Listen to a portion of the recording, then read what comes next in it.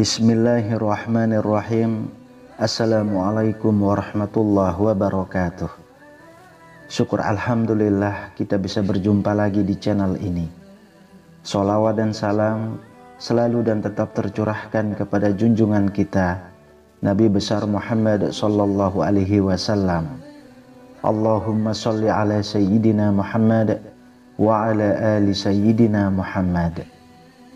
Harapan dan doa saya semoga saudaraku semuanya selalu diberikan kesehatan, dilapangkan rezekinya, diampuni dosa-dosanya, dan dipanjangkan umurnya. Amin ya rabbal alamin. Sahabat beriman yang dirahmati Allah, ada banyak kisah nabi, sahabat, dan ulama yang kita bisa jadikan pedoman dalam kehidupan ini. Namun tak hanya itu, kita juga bisa memetik hikmah dari orang-orang yang berdosa. Salah satunya adalah orang fasik di zaman Nabi Musa alaihissalam yang dicintai Allah subhanahu wa ta'ala. Seperti apakah ciri-ciri orang fasik? Mengapa Allah subhanahu wa ta'ala mencintainya sedangkan orang-orang membenci? Bagaimana ia mengakui dosa-dosanya? Sahabat beriman yang dirahmati Allah, siapakah orang fasik itu?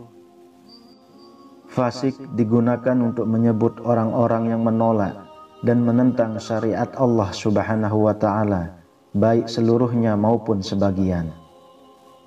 Dalam kitab Al-Mufradat fi Gharib Al-Quran disebutkan bahwa orang fasik adalah orang-orang yang melakukan dosa, baik dosa kepada Allah subhanahu wa ta'ala maupun kepada sesama manusia. Di dalam Al-Quran disebutkan bahwa orang-orang fasik adalah orang yang lupa terhadap Allah subhanahu wa ta'ala. Allah subhanahu wa ta'ala berfirman, "Dan janganlah kamu seperti orang-orang yang lupa kepada Allah, lalu Allah menjadikan mereka lupa kepada diri mereka sendiri. Mereka itulah orang-orang yang fasik." Quran Surah Al-Hasyr ayat 19. Mengapa Allah subhanahu wa ta'ala mencintai seseorang yang fasik? Memang orang fasik adalah orang yang berdosa. Namun ada orang fasik di zaman Nabi Musa alaihissalam yang dicintai Allah subhanahu wa ta'ala. Siapakah dia? Dalam kitab Al-Mawa'is Al-Ufuriyah terdapat kisah orang fasik di zaman Nabi Musa alaihissalam yang dicintai oleh Allah subhanahu wa ta'ala. Saat meninggal, jenazahnya dibuang oleh warga. Tak ada yang mau mengurus jenazahnya. Allah subhanahu wa ta'ala lalu berfirman kepada Nabi Musa alaihissalam, "Wahai Musa, ada seseorang yang mati di daerah Fulan pada tempat sampah. Dia adalah seorang wali dari para waliku. Mereka belum memandikannya, belum mengafaninya, dan belum menguburkannya. Maka pergilah engkau, mandikanlah, kafanilah, solatilah, dan kuburkan dia." Nabi Musa alaihissalam lalu mendatangi tempat itu. Beliau juga menanyakan kepada orang-orang di mana jasad itu. Tak lupa beliau juga bertanya tentang alasan mereka tak memandikan dan menguburkan jenazah itu. Orang-orang tersebut memberitahu bahwa orang yang meninggal itu adalah orang yang fasik. Nabi Musa alaihissalam pun melihat jenazah orang itu terbuang di tempat sampah. Kemudian beliau bermunajat kepada Allah subhanahu wa ta'ala, "Engkau menyuruhku menguburkan dan menyolatinya, sedangkan kaumnya bersaksi atas keburukannya. Maka engkau lebih mengetahui daripada mereka dengan segenap pujian dan celaan." Allah subhanahu wa ta'ala lalu menjawab, "Wahai Musa, kaumnya benar pada apa yang telah mereka ceritakan tentang keburukan dan kelakuannya. Hanya saja dia memohon pertolongan kepadaku saat kematiannya dengan 3 hal. yang andai kata 3 hal tersebut digunakan untuk memohon pertolongan kepadaku oleh seluruh orang-orang yang berdosa dari ciptaanku, pastilah aku akan mengabulkannya. Bagaimana aku tidak menyayanginya, sedangkan dia telah memohon sendiri, dan aku adalah Maha Penyayang dari semua penyayang. Sahabat beriman, seperti apa pengakuan dosa orang tersebut kepada Allah Subhanahu wa Ta'ala? Nabi Musa alaihissalam pun menanyakan 3 hal yang membuat orang itu diampuni. Allah Subhanahu wa Ta'ala lalu memberitahu kepada utusannya.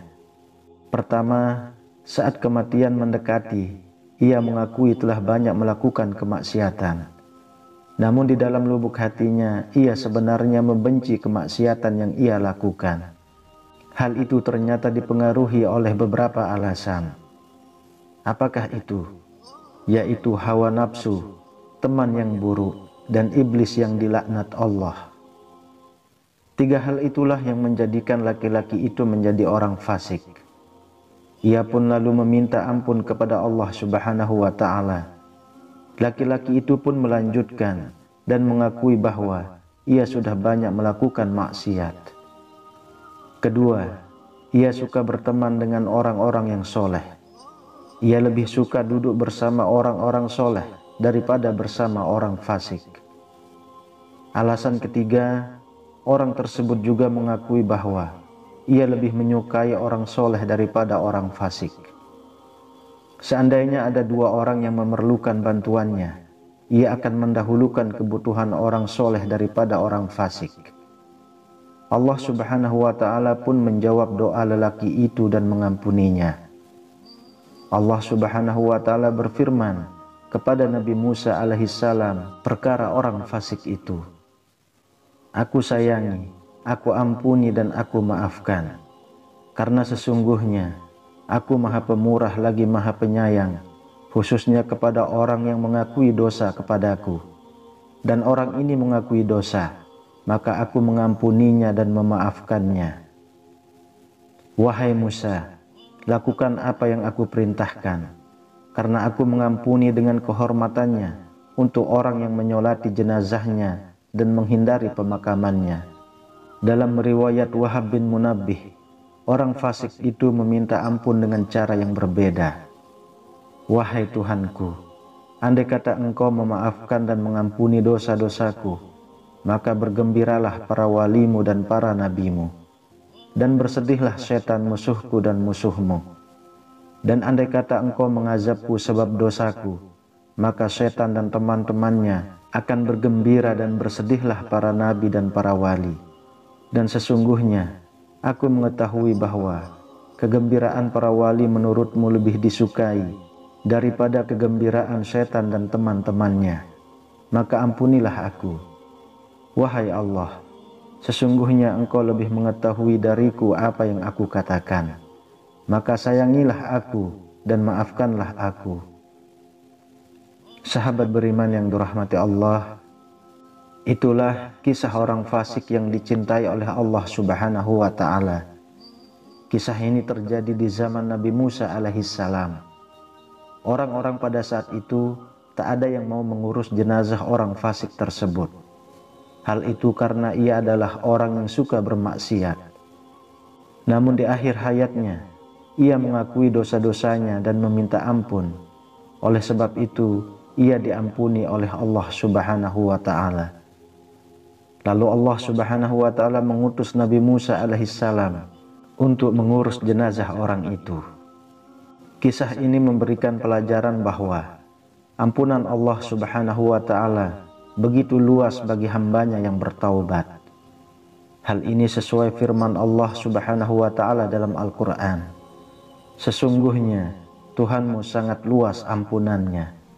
Quran Surah An-Najm ayat 32. Wallahu a'lam bishawab. Demikian yang bisa saya bagikan. Semoga bermanfaat untuk kita semua.